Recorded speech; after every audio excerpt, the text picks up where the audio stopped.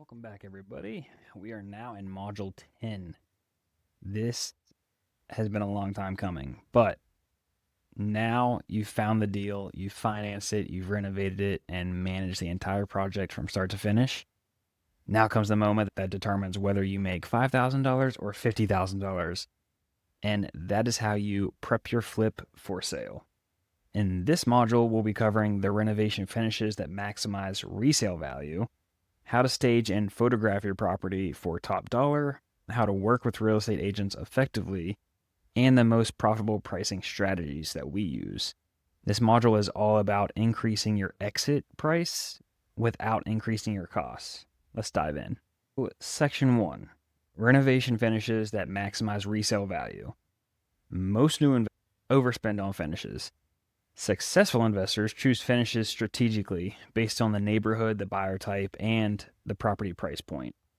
So, Section 1, match your finish level to your market. The first rule is don't over renovate, don't under renovate, match the comps.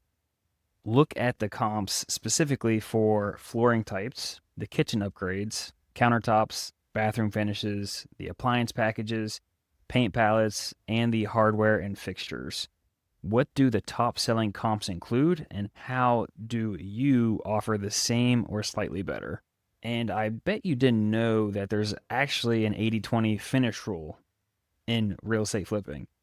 80% of your resale value is driven by 20% of the finished decisions. The big five that sell the houses: the kitchen, the primary bathroom, flooring, paint, and lighting, believe it or not. If you get these right, the home will feel newly renovated, even if you kept other items simple. The must-have finishes for modern buyers in today's world: across most markets, buyers expect white, light gray, or soft neutral paint. LV has been known to be waterproof, durable, affordable. The stainless steel appliance package, stone or quartz countertops, the tile shower surrounds, and then a matte black or brushed nickel hardware, modern light fixtures, and then just clean, simple lines. These make your home feel fresh, current, and move-in ready. So a few small upgrades that create a luxury feel. These low-cost additions can add thousands in perceived value to a buyer. Soft close cabinet hinges, frameless bathroom mirrors, glass shower doors instead of curtains, statement kitchen pendants, accent wall in living room or primary bedroom, upgraded front door hardware, a smart thermostat, modern house numbers and mailbox. A simple $300 wow factor can add $5,000 to your resale. Section 2 is staging and photography. Once the renovation is complete, it's time to make your home look like a magazine spread. Great staging and photography can be worth tens of thousands of dollars. Now, why staging matters? Even light staging helps buyers. It helps them visualize the furniture placement, feel the flow of the home, emotionally connect with the space, perceive the home as more updated, and feel like the property is move-in ready. Staging is not necessarily decorating. Staging is selling. So, types of staging. There's full staging, which is good for flips that are over $300,000 or homes with odd layouts. There's partial staging, just the living room, kitchen, dining room, primary bedroom, and bathrooms. Then there's also virtual staging, which is great for budget flips, but most look realistic. Then there's DIY staging, which is just do-it-yourself staging. A few $1,000s of reusable items such as rugs, sofas, chairs, neutral art, bedding, towels and accessories, some fake plants here and there, that's what we do a lot of, can go a long way and kind of brings a homey feel to the area.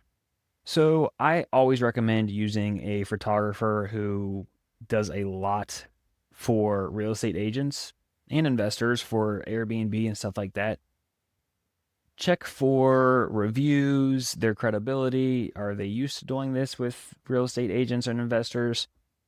But if you're trying to do it yourself, your photos should be bright and airy. Use wide-angle lenses. Highlight the kitchen and bathrooms prominently. Show the curb appeal. Avoid dark shadows and clutter. Capture the symmetry. And great photos would boost the online views, which boost showings, which then boost offers. What you want to do is essentially create an Instagrammable house. Homes that look good on social media sell faster. Include at least one space with a feature wall, elevated lighting, eye-catching decor, interesting textures. Buyers love photo moments. This next section is working with real estate agents. Your listing agent can either amplify your project or cost you money and time. Choosing the right agent. Look for agents with flip experience, high quality listings, strong negotiation history, a marketing plan, not just throw it on the MLS and hit post. Familiarity with the ARV and the investor timelines. Do not use an agent just because they're a family or a friend. Use the best professional for your investment. And what you should expect from that agent is a pricing strategy, a market analysis, staging recommendations, professional photo coordination and recommendations, an open house strategy, listing description that sells, feedback from the showings. You want to make sure that they are providing that, a strong offer negotiation, and support through the appraisal and the inspection contingencies for that end buyer in between you and them. This isn't just someone who unlocks doors, it's literally a partner in your business. Now, your responsibilities as the investor is to deliver a clean, staged product, approve the final listing price, approve the agent marketing, respond quickly to offers or counteroffers, support the inspection negotiations, and keep communication fast and professional. Just remember, the speed equals the profit. The next section is the pricing strategies. Pricing is where many new flippers leave money on the table. Your list price should be strategic, not emotional. So strategy number 1 is price at the market value to create bidding wars. Pricing slightly under the top comp value often creates urgency, increases the showings, leads to multiple offers, drives buyers to waive contingencies, and pushes the price above market. This is the most profitable strategy in competitive markets and one that we do very heavily. Strategy number 2, I do not like. I'll just be very transparent. It is where you price high and you test the market. It works best in slower or high-end markets.